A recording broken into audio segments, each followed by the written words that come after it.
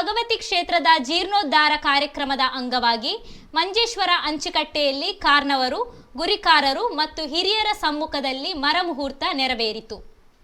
ಸುಮಾರು 1100 ವರ್ಷ ಇತಿಹಾಸವಿರುವ ಕಣಿಲ ಶ್ರೀ ಭಗವತಿ ಕ್ಷೇತ್ರದ ಜೀರ್ಣೋದ್ಧಾರ ಕಾರ್ಯಕ್ರಮ ಆರಂಭಿಸಿದ್ದು, ಇದರ ಅಂಗವಾಗಿ ಇಂದು ಶ್ರೀ ಕ್ಷೇತ್ರದ ವಿಧಿ ಪ್ರಕಾರ ಹಾಗೂ ಶ್ರೀ ಕ್ಷೇತ್ರದ ತಂತ್ರಿಯರ ಮಾರ್ಗದರ್ಶನದಲ್ಲಿ ಇಂದು ಶ್ರೀ ಕಣಿಲ ಕ್ಷೇತ್ರದಲ್ಲಿ ಮರ ಮುಹೂರ್ತ ನಡೆಯಿತು. ಈ ಸಂದರ್ಭದಲ್ಲಿ ಊರವರು, ಆಡಳಿತ ಮಂಡಳಿಯ ಅಧ್ಯಕ್ಷರು, ಸದಸ್ಯರು ಉಪಸ್ಥಿತರಿದ್ದರು.